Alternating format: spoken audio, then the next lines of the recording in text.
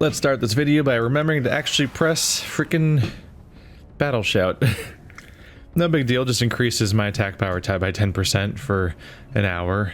Okay, the entire video. Really good at forgetting basic buff stuff like that. Yeah. Alright, first question, and probably the main question for the entire video for all I know. I don't know. Seems like a big one, but also we're about out. So I've got to dig into that backlog from the old Q&A series. So Patrick Reed asks, what is your view on video game preservation? Before the advent of the PS3 and 360 consoles, we could play old games made over 15 years ago via emulation. With games now having an online component, servers will not be maintained forever, which means we will not be able to play those games in the intended way in the future. Or now, but we'll get to that. Even Souls servers on different platforms will most likely be shut down at some point. So I believe some of them already are. I think Demon's Souls is gone now. I don't know. They keep saying it was going to be gone like 4 times and then being like, maybe not.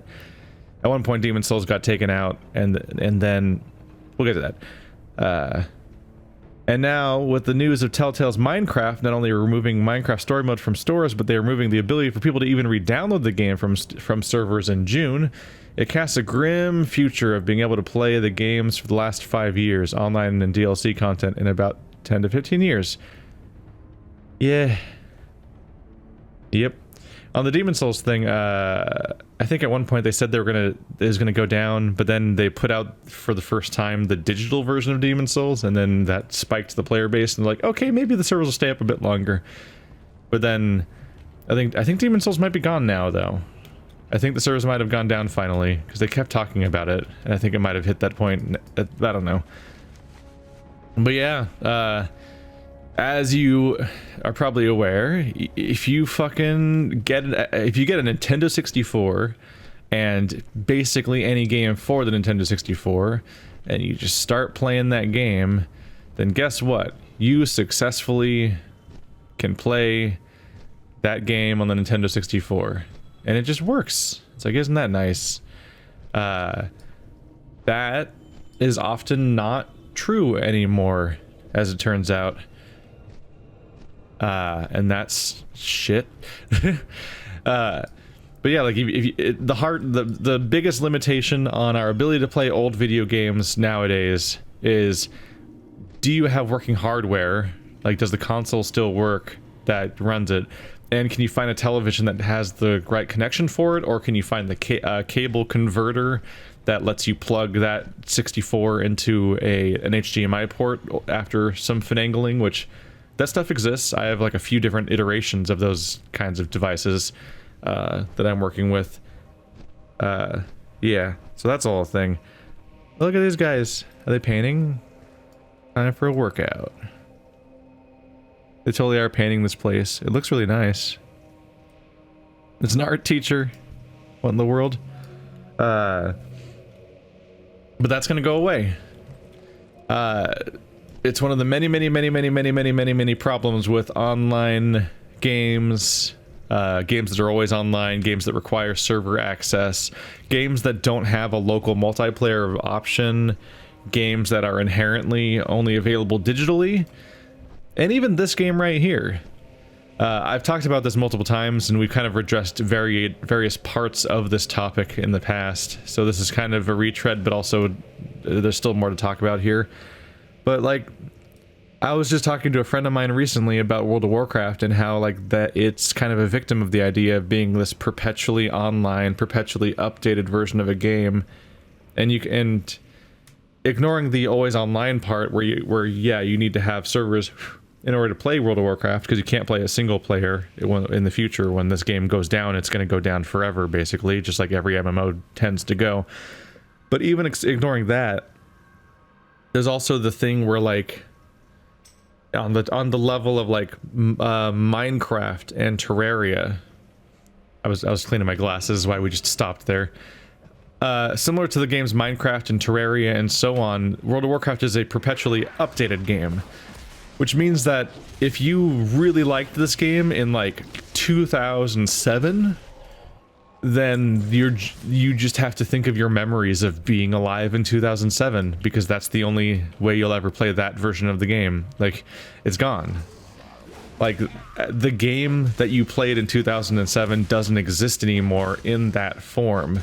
That particular balance of the characters having those skills and those talent trees, they're just gone. In fact, talent trees aren't even in this game anymore, which is a weird thing for me to think about still. Or like you being in a community where the current raid, the current top level raid is like Karazhan or whatever, or stuff from Burning Crusade, as opposed to stuff that is several expansions later. Like, content in a MMO has an expiration date just as a virtue of the fact that it's being updated continuously. And this isn't the exact topic being brought up by the question, but it is a side version of it, and often an overlooked version of that, is that, like, when you keep updating a game, the thing that you liked before can just go away. I had this with Darkest Dungeon, which is that I played the first early access version, and I thought that that particular iteration of it was actually pretty well balanced and had a nice pace to it. It wasn't overbloated with too many character classes, but most importantly, its progression wasn't massively overbloated with 500 bosses and tons of grinding and an asinine final dungeon that you can only send one, where every hero can only go into it once, but you have to beat the entire dungeon 3 times. So success or loss, your entire character's lost permanently once you even try to do the dungeon once, and you have to have this massive meat grinder of characters that where you grind for hundreds of hours just to be able to beat the game. Like, that version of the game didn't exist when I played it. Like vanilla, like I always talk about how like vanilla World of Warcraft was like a really challenging game where you have to, like we had an episode where I was in like Ashenvale, where I was discussing how I still know my attack rotation from my rogue back when I played vanilla WoW, because you had to do all this really careful management of your energy and combo points in order to be able to defeat an enemy even on a one-on-one fight, just so that you could survive the encounter. Whereas, of course, I'm barely paying attention to what I'm even doing in this game during this series, which is why it's a good game for me to do for my Q&A series. I just press a few buttons, stuff goes down in 2 seconds, and it's like, whatever, man. But like, this game was really hard for like 5 years. But it's like 15 years old now, and now it's really easy, and has been for probably longer than it was ever hard for the majority of its content. And that's a bummer. And that game just doesn't exist anymore. So like archive, yeah, like you can't go back to that period of your life unless it is deemed to be profitable for you to be given that access to your memories, which is what's happening in the case of World of Warcraft. There's of course illegal versions. There's of course the option, which is the unfortunate thing about archiving in general, is that a lot of it has to be kind of in a moral gray area, or a maybe not moral, but legal gray area, more so than a moral one, which itself is a kind of a good illustration of the idea of why D&D characters have this giant spectrum of morality that's like, there's lawful and unlawful, or there's lawful to chaotic and good to evil, and those are two different things that can or cannot match with each other in interesting ways. And that's part of the premise of that, because yeah, sometimes maybe something is the right answer but is against the law, because the law, what is the law is not necessarily the same thing as what is good and all that. But yeah, there are a lot of private servers, and have been for a long time, where you can play the original World of Warcraft experience and go back to that. But Blizzard, after going to great lengths to shut down those servers over and over again, has realized that, like, hey, maybe there's money in selling back people's nostalgia to them. So while they've made it impossible to access that version of the game for the longest time, because they keep updating it and replacing it and so on, they're now getting ready to give us a vanilla, or I think it's called, they're calling it WoW Classic.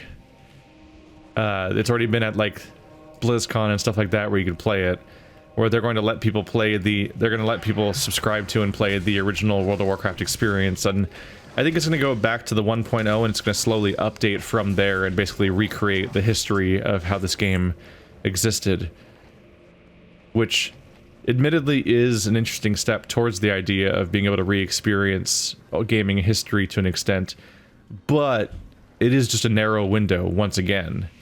It just means that this game that is temporary by nature, and whenever something changes in it, you can't revisit it again. Instead of that happening once, it's happening twice, but it is still going to come and go, and it will ultimately be gone forever eventually. In a way that other games tended to not be, because physical games used to just come out, and then they were done. Like, you couldn't even really patch games, which obviously is good and bad, because it meant that if a game was broken or had problems, they would never go away.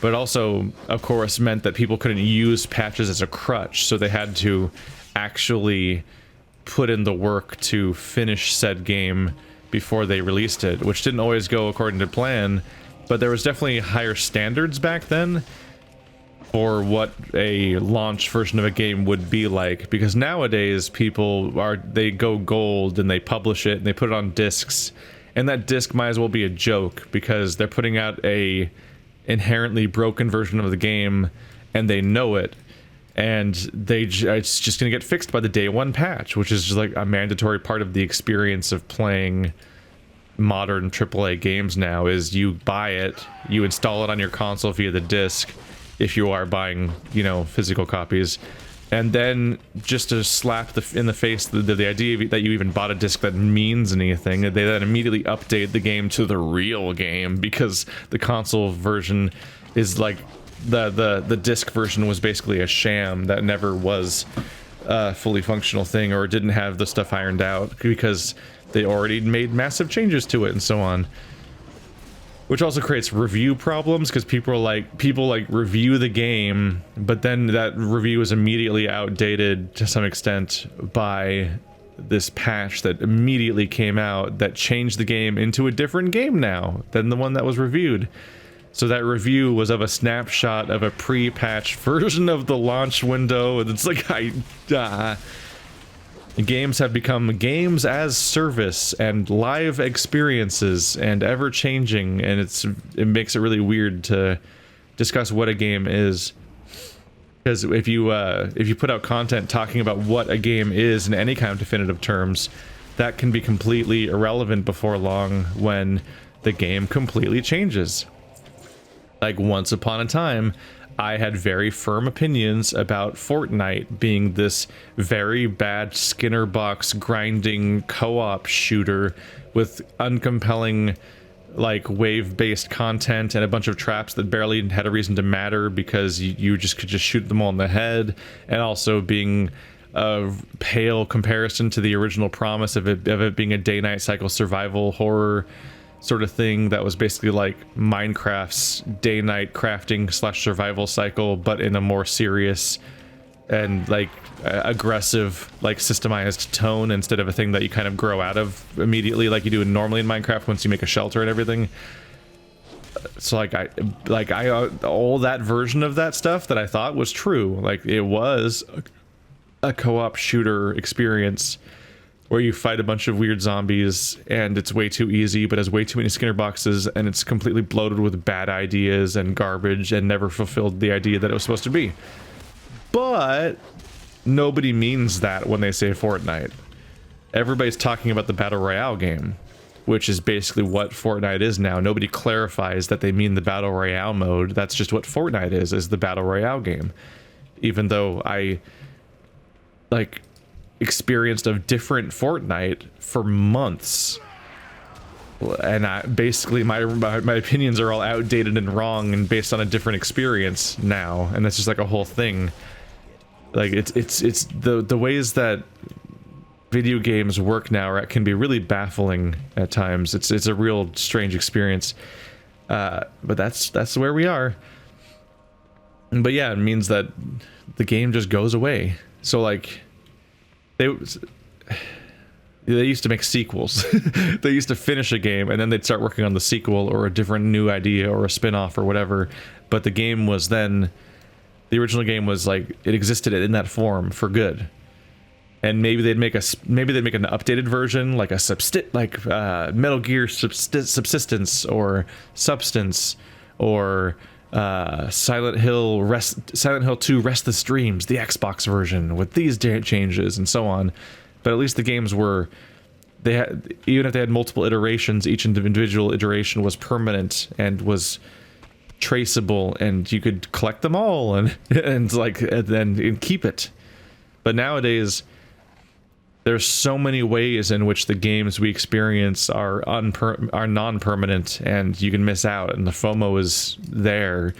And it ranges for a bunch of different things. Like a game can have, in a more immediate sense, a game can just have a limited time event that you miss out on, which is an experience of like when I play Pokemon Go, and my brother also recently got back into it, and I'm like, oh yeah, I have that Pokemon from that event, and that was my experience from when I played it too, when I was coming back and I was hearing about all the events I had just missed, or like, oh, well, I want a Mewtwo, or I want the other forms of Deoxys, and all these other things, like, oh yeah, that was that event back in December, and that was, I'm like, wait, so how can I get those things now, though? like there's all these forms of impermanence and like FOMO built into these things, FOMO being fear of missing out. Where like even within a game, elements of said game are non-permanent. This is why this is one of the things I rallied against a bit in that rant when I talked about Fortnite, is that I'm really annoyed that Fortnite has so much content. It has like a Lucio mode and a May mode and like a Yeti mode and like a Halloween like wave defense mode and multiple story missions, and like, yeah, like the Lucio mode is like a Rocket League ripoff, and it has all these different things going on, and like that stuff just is gone most of the time. Like there was recently they're doing their anniversary thing recently, where every single day a different mode that you normally don't have access to is going to show up for just one day, and I'm like, oh, that's, I wanted to cover them all. Like I wanted to make a video every day for Fortnite to cover all the content that I normally don't have access to, but I was going on a vacation, so I was out of town for most of it, and I only got a couple videos out of it. And it's like, the content literally exists right now in a game that is currently popular and active, and I can't play it. That's crazy to me. Let alone how much it's going to be super gone when the game dies. And it's like, we're just gonna have to tell stories like, once upon a time when I was a young lad, there was this game called Overwatch, and you could get your Lucio O's. And it's like, the game's going to die one day, and we won't be able to play it anymore. But also, you won't be able to, even now, while it's still around, you can't play a bunch of the content that's in it, and that's just a really weird experience. But yeah, like, those games are rough. It's one of the things I'm mad about, is that they removed split screen from Halo. I'm like, you fucks, that was one of the best parts. Halo, for the longest time, even after so many other games stopped having it, every Halo game had split screen, which was great. It meant that you could play local multiplayer against each other. It also meant that you could co-op through the campaign together, and it also meant that the game was permanent. You could play it forever. But then when they got to like Halo 5 or whatever, they removed the split screen, and it's like, that's what makes it eternal and usable forever, and it can't take it away from me. Don't take that, because for a long time Halo was one of my favorite franchises. I haven't kept up with it for a while, but that sucks, because you'll be able to play Halo 1 forever, because of the fact that it's an all-in-one package. All of its single player and multiplayer content all exists in its current form, and you can't really lose that. And if you make the game not split screen, then it requires an online connection in order to play it with other players. And if that online service goes away, then for the vast majority of people, the game just doesn't exist now, basically. And for some minority of people, they will hack together a solution, but that's like a bit much to ask for most people, is to do all the weird finagling where you're essentially breaking the rules of how your console's supposed to work in order to make it artificially connect to a different service instead of what it was built for, in order to try to connect to whatever remnants of a community are all collectively also doing the same thing to make their version of the game do that, which was a thing. Like, people did find a way to play Halo 1 online when it never had online in the first place, via that kind of stuff. Like, tricking it into thinking you're in a LAN, but you're also actually connecting to a server and stuff like that. But that's not really the most sustainable stuff. So yeah, many games, when they lose their servers, they just cease to be playable. All the multiplayer content will just be unplayable because you can't match with other players anymore because they were online only with no split screen. So those games have an expiration date. So like, there's always the part of me that's like, we'll look at a particular game like PlanetSide 2 or Rainbow Six Siege or a bunch of the other ones that, like, a lot of the games that I'm not even particularly interested in, I'll think about wanting to get into them just because they'll be gone. And that whole bummer of like just knowing that they'll not be available one day and they'll just be gone. No. Don't attack me. Stop it. Stop it. Stop it. Stop it. Stop it. Go away. Oh, here he comes. Alright, let's do this. At least he came down to the ground. Oh, he's not very strong. I was way more worried about this than I needed to be. This is one of the it's one of the good things about having HD remakes and stuff like that, is that at least some stuff becomes available again in another form, but a lot of those things are the games that were already eternally available anyway. So it's not really a big archivist win, because they're games that you can't lose access to in the traditional sense, because all these HD remakes are of like PS2 and Xbox and original Xbox games and stuff like that, and those games are fine as long as you can keep finding hardware to run it on, and those games will continue to be just fine.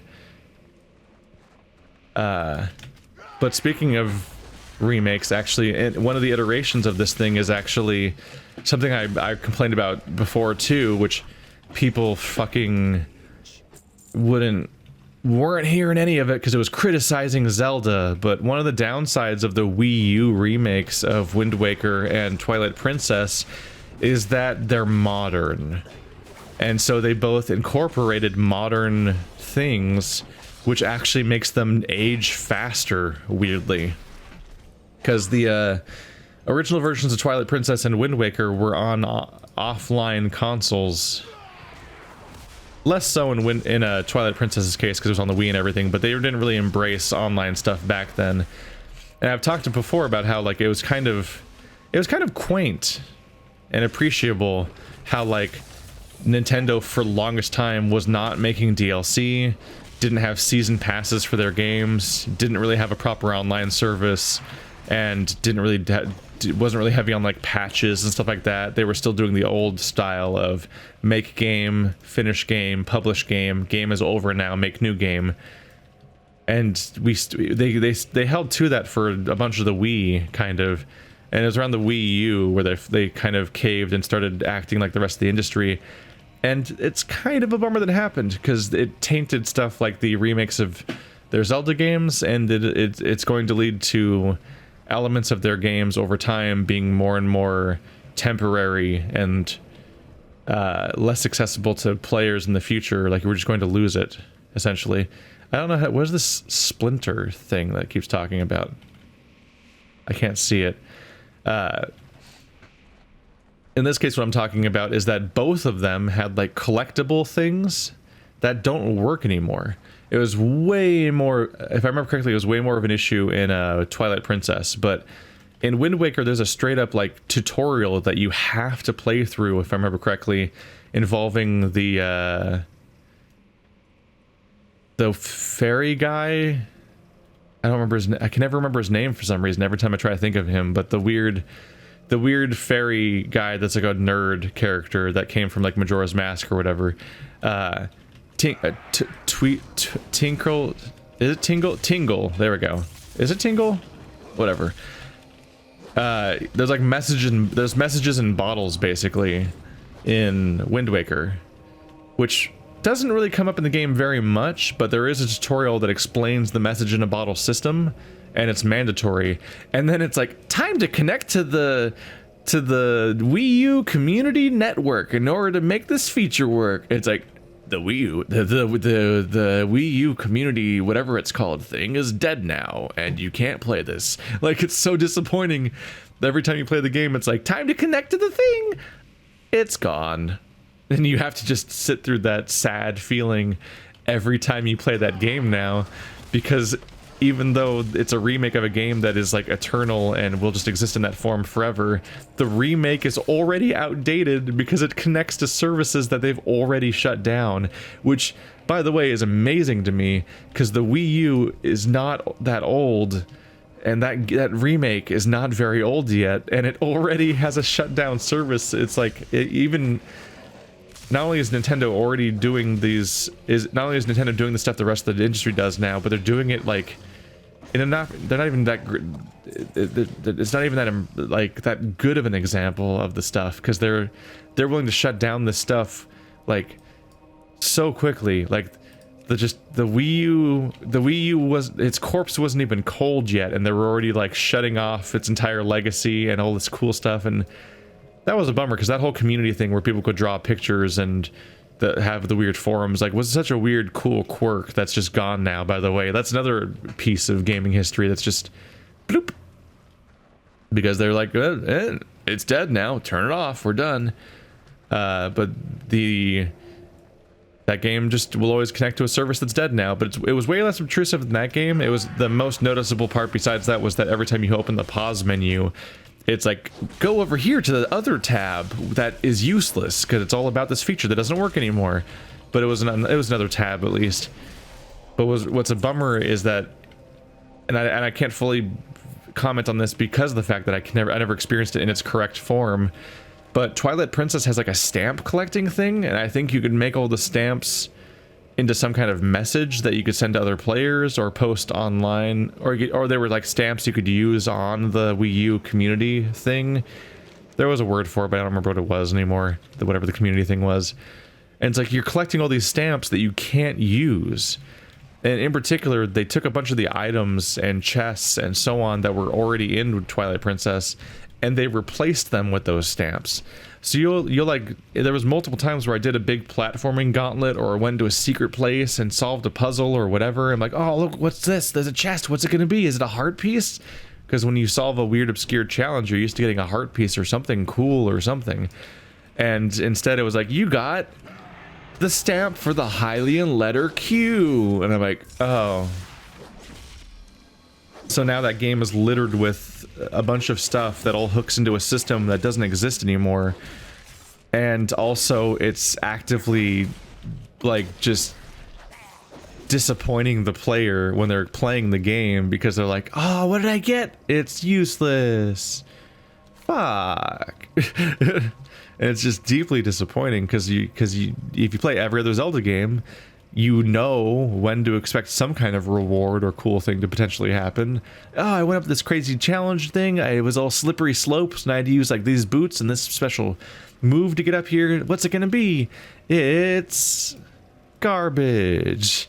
It's E-bucks for Fortnite, basically. Like it's just dead. And so that's just a bummer. It's the weird paradoxical thing where a new thing is immediately more outdated than the thing it was a remake of, and that's just weird. But another distressing thing is just what's going to happen to the many games that only are digital by nature. They're not necessarily online services, but one of the big appeals of the Xbox 360 was actually the fact that it became this conduit for like an indie renaissance, this massive surge where like Braid came out and Super Meat Boy came out and Binding of Isaac and some other stuff, and you're like, and then the dam broke and like Bastion came out, and then so many things between like 2007 and 2011 came out that really proved that it was viable to make for indie groups to make these big games and publish them to the Xbox 360 store. And so many of the games got really profitable, and they spread, and they started showing up on the PS3, and they started showing up. Sometimes, if they were lucky, they'd get a physical copy eventually. And then it started spreading to Steam, and now we have this modern ecosystem where, in addition to the AAA, we get a bunch of really cool indie stuff all the time, and that's a lot of the best video games that come out nowadays are these indie projects. I need a frozen axe. Oh, there was a thing. I must have been mining those from someone must have been getting me those. Shit. But like for the longest time, we're now like a full more than a decade into like the big indie era. But one of the things that democratized this whole thing was the fact that it was digital. You didn't have to prove yourself worthy of being sold by like having a publisher and an investors and fighting for shelf space at a GameStop and all that in order to make your game get sold. You could just be put onto this infinite storefront. And now we're at this nightmare deluge with this just shovelware garbage covering the Steam store, but it's still ultimately good news that good games get to be made without any of the barriers that used to be in the way of their creation back in the day. And that's all generally good news. But the downside is all this stuff is digital. And so like they exist on services that just go away. Like what happens when the Apple Store decides to purge a bunch of content from its storefront? Or what happens when what has already happened, if I remember correctly, is that like what, the Nintendo eShop for the Wii, not the Wii U. I know the Wii U is still there because I keep using it because you guys keep voting for Nintendo games that are on that version of the eShop, and I keep downloading them. So I know that still exists, but I believe the Wii eShop has been shut down, right? And so all of the games any games that only existed on that one store are just gone, poof, already. And that one day Steam will die. And one day the Xbox 360 store won't be supported anymore. And then the Xbox One store, the Wii U, the Switch, like all of these digital storefronts stop being supported when like the capitalist entity that supports them no longer sees it as being economically viable to keep spending money on said thing. And so then all of that goes away. Your cloud saves go away. Your ability to log into the service. All of your digital copies of games go away. Even if you have the games installed, most of these platforms have some kind of check-in system where you have to like confirm to their satisfaction that you own this game or not. Like there's nothing quite like an internet outage to make you suddenly realize which platforms you currently own games on that like will lock you out of various services if you're not currently connected to the internet. I did a video, one of the first rant videos I ever made was called Ruining Console Gaming, which on some ways was kind of funny, but it went all over the place. It was just about the idea, this was back on our like sit and discuss like vlogging channel in like 2011 or something. It was way back, where I ranted about a lot of these ideas of like, one, patches kind of ruined the console experience because it used to be that you could just get a game and play it and that was it, but now you have to get a patch in order to get the real version of the game, which first of all excludes a lot of people that just I know that people exist that just buy a game and they just pop it in and that's it, and they don't use internet connections, generally speaking. That might be not viable anymore. The consoles might not even work in that state nowadays, but at least in the 360 era, I know a lot of people that didn't even have their consoles connected to the internet, so the unpatched version of the game was what they experienced, whether the developers intended that or not. And there's also been what I complained about, like the online passes and things like that, and also yeah, like you lose the internet, you just lose the game. I was flabbergasted when I played Dragon Age Origins on the Xbox 360, and I played the entire campaign, and I played it with and without internet all the time, and it was no problem. But then they made DLC for it, and the moment there was DLC, those were digital purchases. So while the game itself was a physical purchase that I bought at a GameStop as a disc, all of its DLC was digital purchases. So now suddenly the game had to verify that I had the right to play it. So I always had to keep the internet connected all the time if I wanted to play any of my campaigns that featured DLC content. And I believe if I tried to start a campaign when the internet was not connected, it would force me to make a campaign where all the DLC was excluded, basically.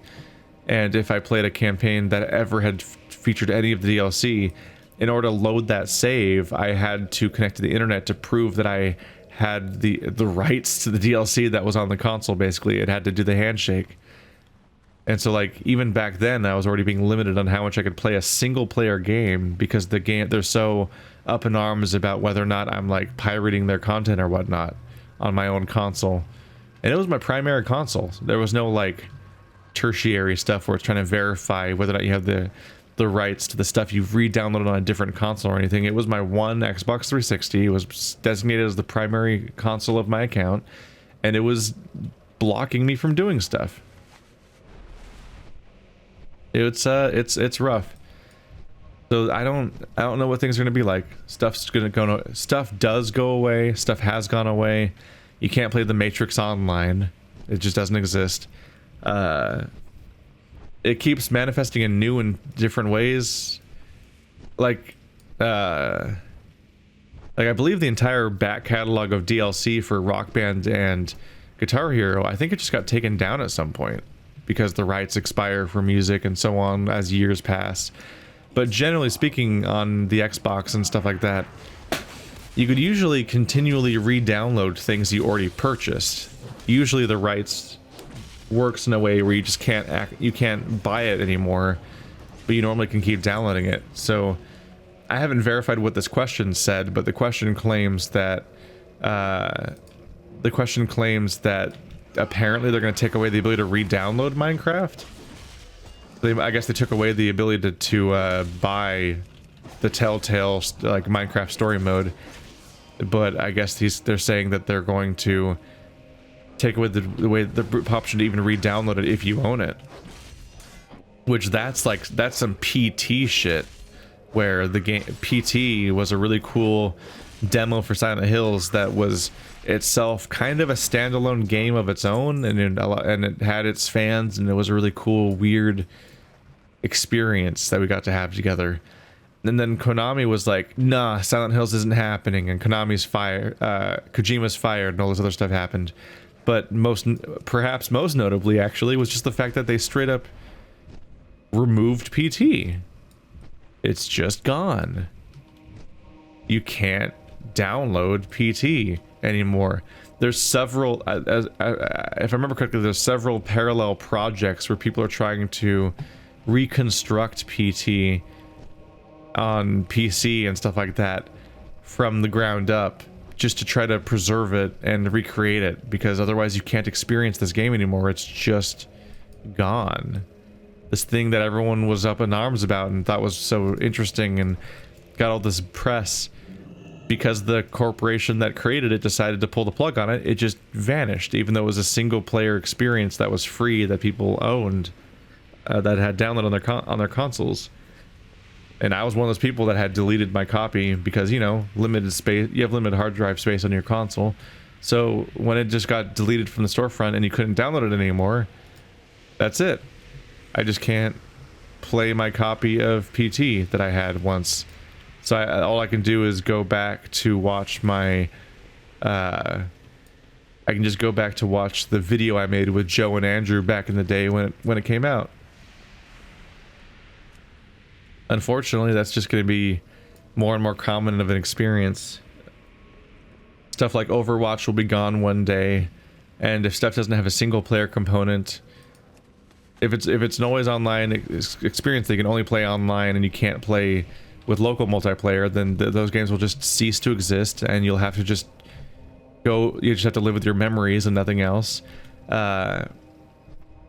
And if any of these games have single player components, you have to hope that single player doesn't have to handshake with a server in order to run, or you have to hope that a crack exists that lets you, where somebody finds a way to make it run. But what's distressing is that we're leaning more and more towards these ideas of like the cloud, which means oftentimes that even if the game isn't multiplayer and doesn't feel like it needs to have the internet, a lot of them offload some of their computing power and some of their ideas directly to the cloud, and which basically just means in one way or another the internet likely controls in some way how it runs. Like, it might go to a server in order to process how a particular part of the game has to run, and in some cases it's like part of the game but not a deal breaker, like the world tendency stuff in Demon Souls, like features that just stop working if the servers are gone but the game doesn't stop working. But in other cases there's stuff that where like some core elements of the game that are required to make the whole thing work might be offloaded to the cloud, and so once the online connection stops working, the entire game will just cease to be playable, and that stuff really sucks. Meanwhile, people are trying to go even further away from the idea that you own games, because when you bought a game as a copy, like, there you go, that's a copy of a game and you have it and it's yours. But with stuff like Steam, it's more like you're like licensing a game and you don't really own the copy of the game, and that can be, your access to said game can be revoked at any time. Like, a lot of the digital storefronts generally work like that when it comes down to it, is that you kind of don't own any of your games, and so you don't really have the right to keep them forever. But additionally, there's the element of like at least in those cases you're downloading a game, and so there's something you can do with that data, is you can try to make that data run and work and so on. But we're leaning towards this idea of like streaming games, and that knowledge, so at that point not only do you not own the game, but the game doesn't even ever exist on your hard drive as an installed video game, but instead as like a video stream that you control via a controller. I don't know where this objective is. Apparently there must be a cave somewhere.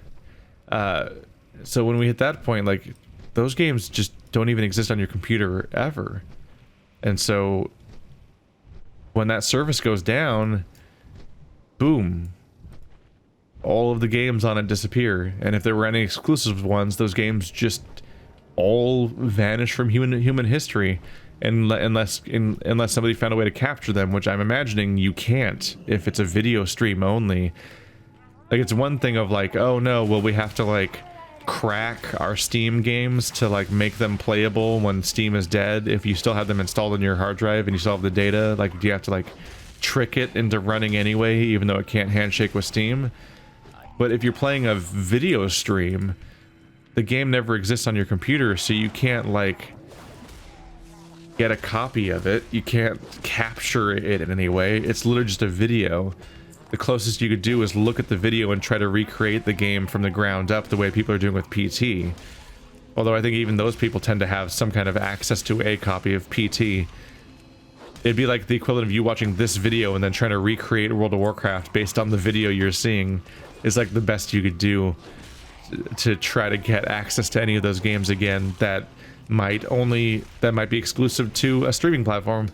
And there probably will be things, I need to take a drink of water, and there probably will be games that are exclusive to said streaming service, because as we discussed previously in the Epic exclusives video, where were going on about that, it's kind of inevitable that any service that wants you to use it will have some kind of exclusive game on it, because that's how you sell the idea of even using a service at all, is often to have some kind of content that you can only get there. So now people have to check it out, and then that game will be patient zero for completely vanishing from human history the moment that service goes down.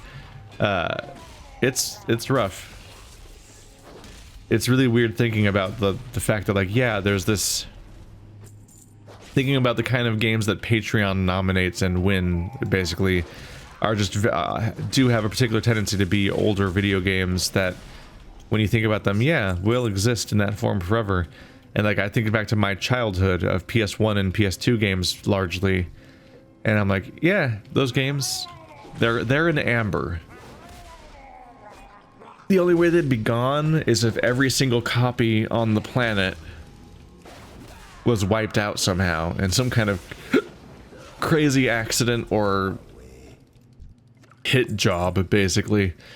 But failing an incredibly insane thing, at worst, these games will just become rare, but they won't become gone. But there are many games right now, in fact, like in particular, like at any given moment, there might always be a game in my current Let's Play like schedule that will be gone one day forever. And that's just a weird thing to think about. Like I don't know, we'll see if stuff changes course or whatnot. This might be a prophetic video, and that of course depends on whether or not YouTube sticks around and stuff like that.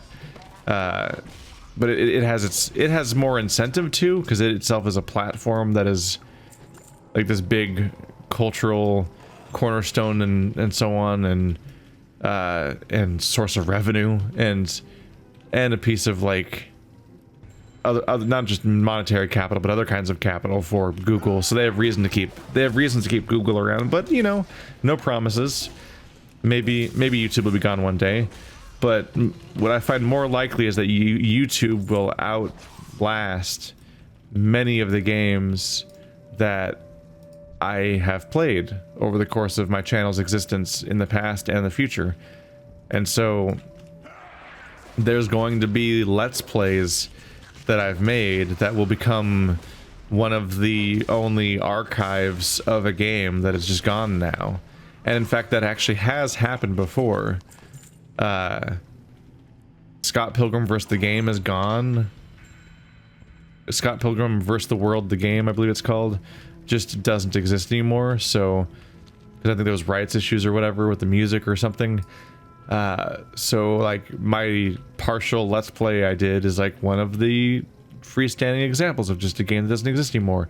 There's some Xbox Live, I think Xbox Live indie games don't exist anymore at all. I think they might have taken down the entire service. So Andrew and I did like hundreds of videos of that storefront, and those are all games that are gone now, probably, unless they were, you know, repurposed for a different storefront later. I think. I don't know if that's properly gone yet or not. I have one game that I've been potentially thinking of playing soon, that Steam took down.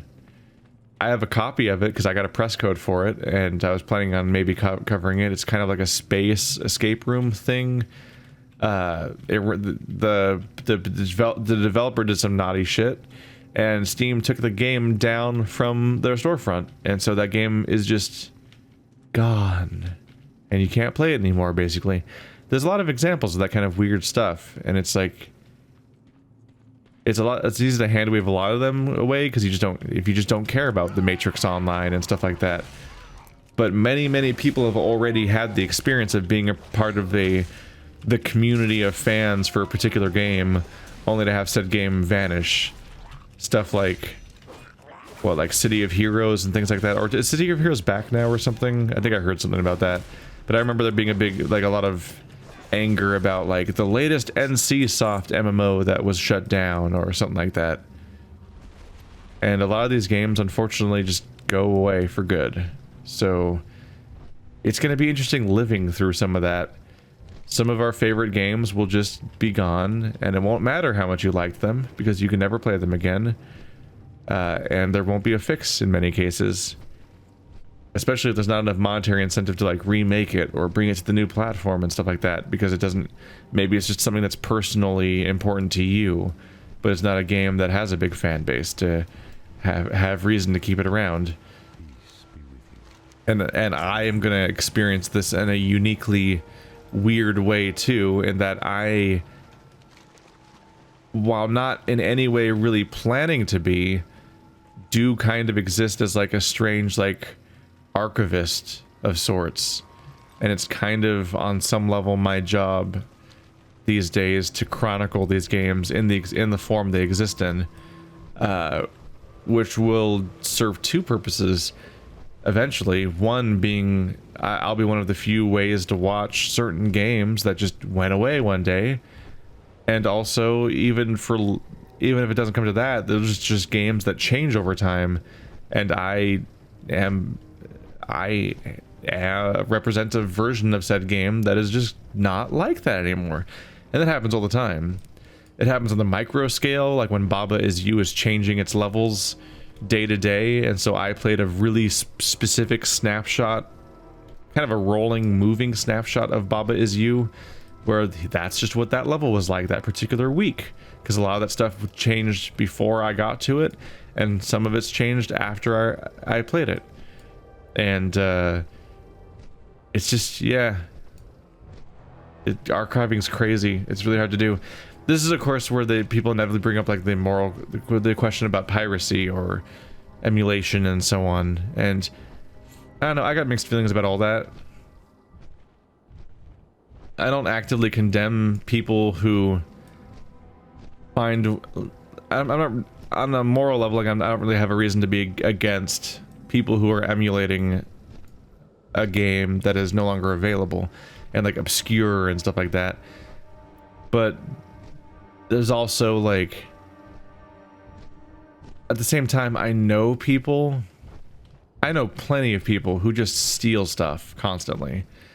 Like they just pirate games, and they pirate shows, and they pirate movies, and they pirate books, and just anything they can. And on some level, I'm like, that's just douchey. And I've heard all the excuses, especially since if you talk about piracy or emulation on any level, people bring out every tired argument immediately because they have all these built-in defenses that are largely how they moralize to themselves why actually it's okay for them to do the thing. But a lot of those excuses are really garbage. And generally speaking, like I just know a lot of people that are often trot out every excuse in the book about piracy, and largely speaking, they are like the ones that I know are often people who really are just massive hypocrites about their own claims, but also just generally speaking are just coming up with excuses not to support the industry that they enjoy. And then they're surprised. It's like, oh, the things that I like, they're gone. They didn't make more of them. It's almost like I didn't spend money to support them, and so they failed.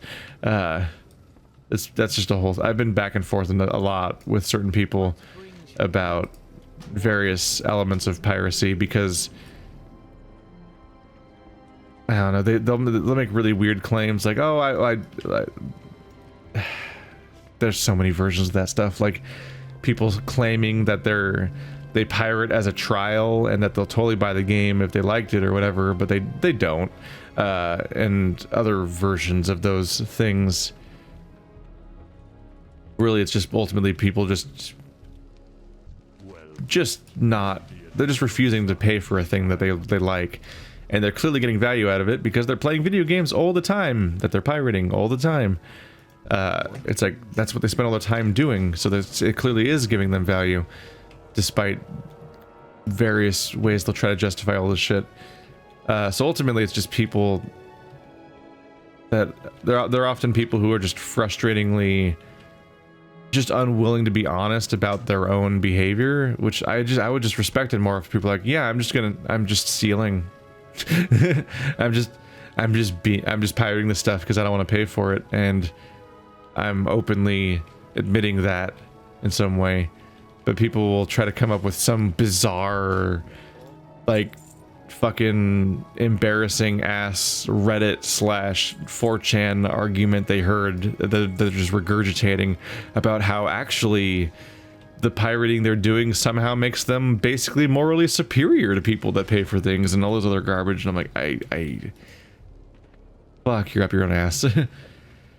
But there are elements of where archiving will inevitably need some version of this. It was just the idea of being able to emulate old stuff because that's the only way to do it.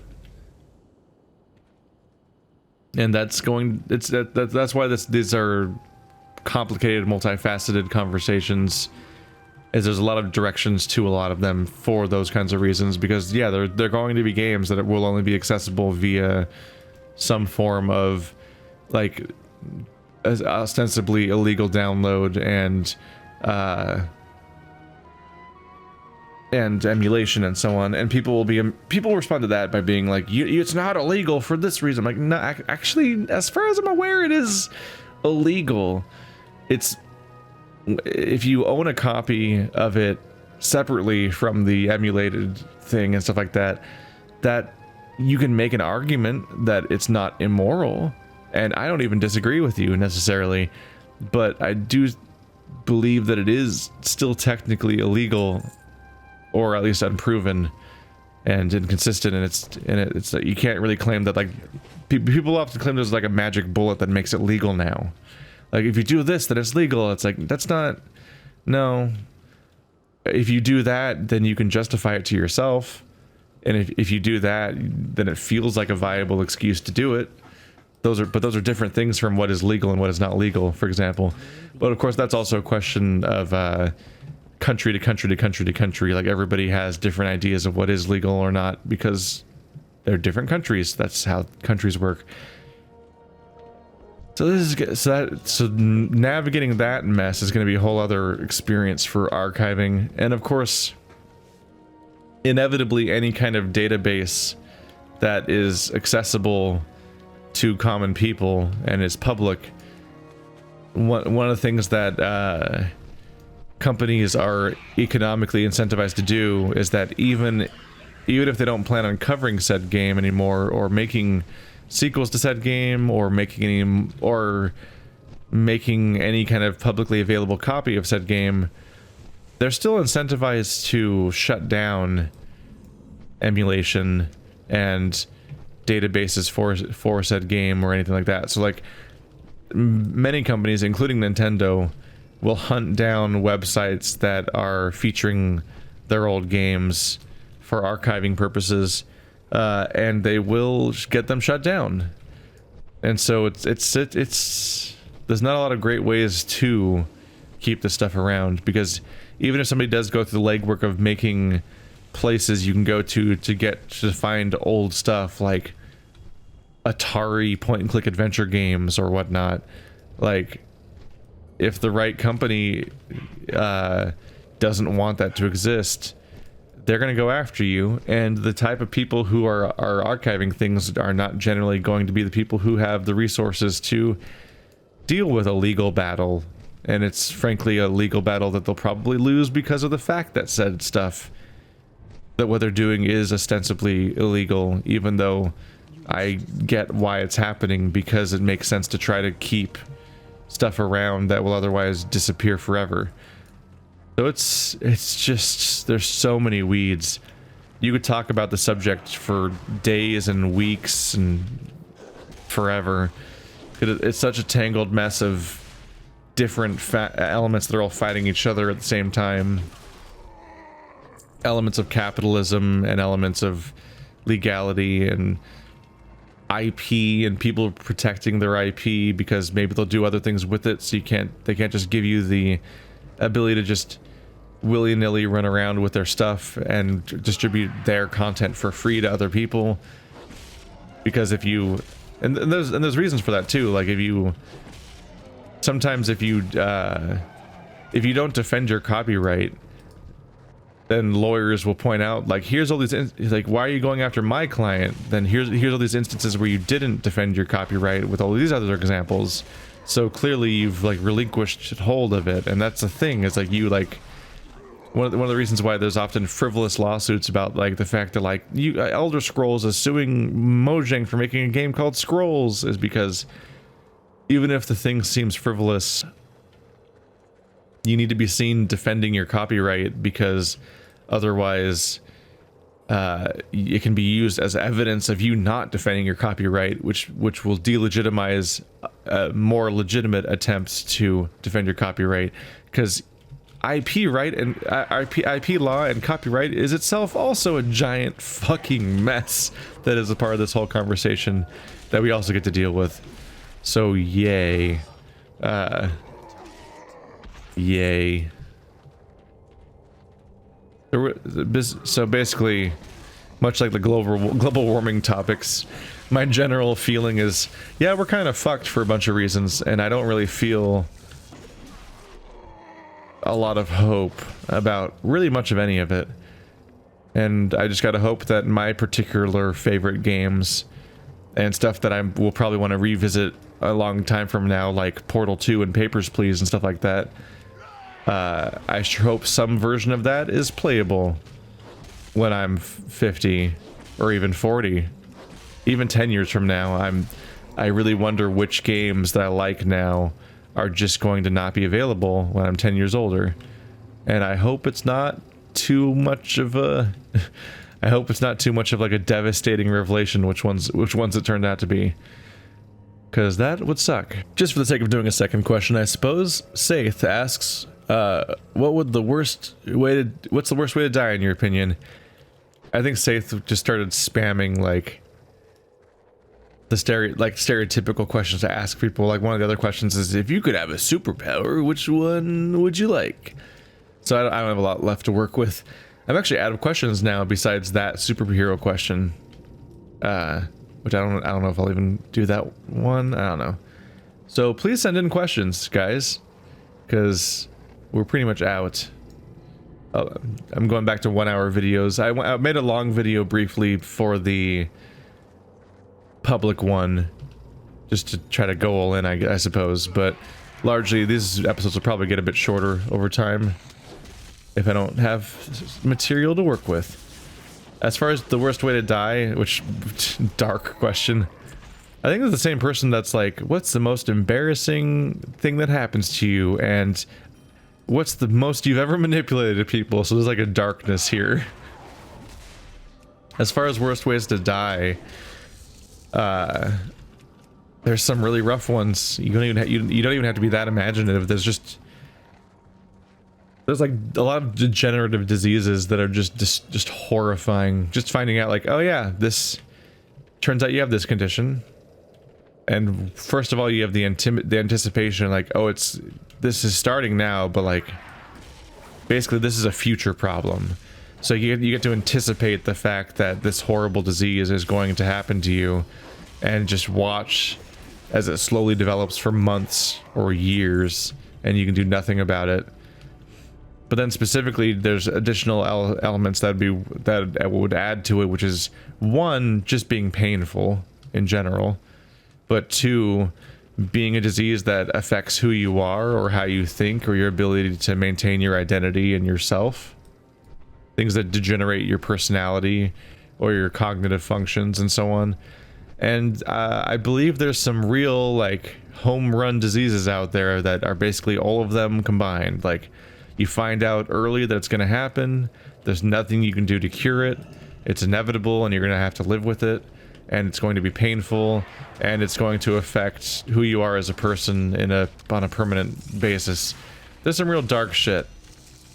Like, people always will say like, being on fire, or drowning, or getting murdered in a back alley or whatnot, but like some of the really dark shit gets way too real. And so that's one of the reasons why, I think it's actually might be one of the reasons why people give the fun answers of like, haha, being in a house fire, lol. Because like, I think a lot of us know there's way worse ones that we don't want to say. But I already did. Whoops. But that's definitely a thing that I worry about. There's of course the creeping idea of like, oh, what if I get cancer? Which is the common... It's kind of one of the common ones. It's just so many people get some variation of cancer if they live long enough. Hopefully if you live long enough, and not like at a younger age where it's just like, oh yeah, you have inoperable mega cancer, you're gonna be dead at 25, which is that's not great.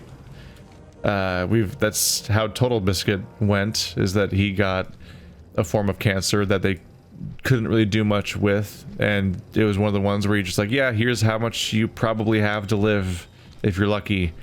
And he beat those numbers by a fair bit, if I remember correctly, and so he was pretty successful at fighting it, but ultimately it was a death sentence and it ended in his death. But at least with cancer, some of the other shit doesn't happen.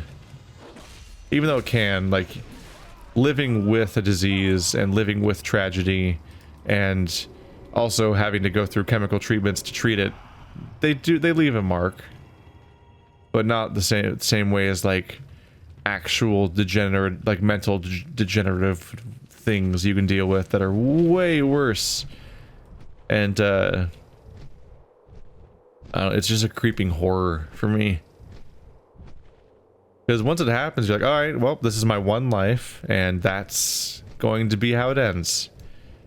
And then it's just like an inevitability to it that's nuts. Like I've been watching I just finished watching Chernobyl, and one of the insane background details the entire time you're watching it is just thinking about like all the various characters on that show that are just resigned to death, because a huge percentage of the on-screen characters are doomed to die because of just being near the accident at all, and a number of the characters are aware of that. And that's just built into the story because of the fact that it's the Chernobyl disaster and the radiation poisoning and so on. And I just, to some extent, the knowing is worse. There's upsides because you can have like, you can set affairs in order to some extent or plan for it, or you know, there's upsides to knowing it as opposed to just abruptly dying in a car crash one day and then you're just, that's it. But it's not amazing. there's a lot of give and take. Really, morality in general, I mean mortality in general, is just the creeping thing that we get to deal with that we don't really want to think about, but here we are doing it right now. Anyway, that was a massive downer note at the end of what was otherwise a downer podcast, but about a less important topic than mortality, to some extent, or at least, yeah, whatever. All right, so this has been the Q&A. Please send in more questions. Maybe they'll be happier. See you guys next time.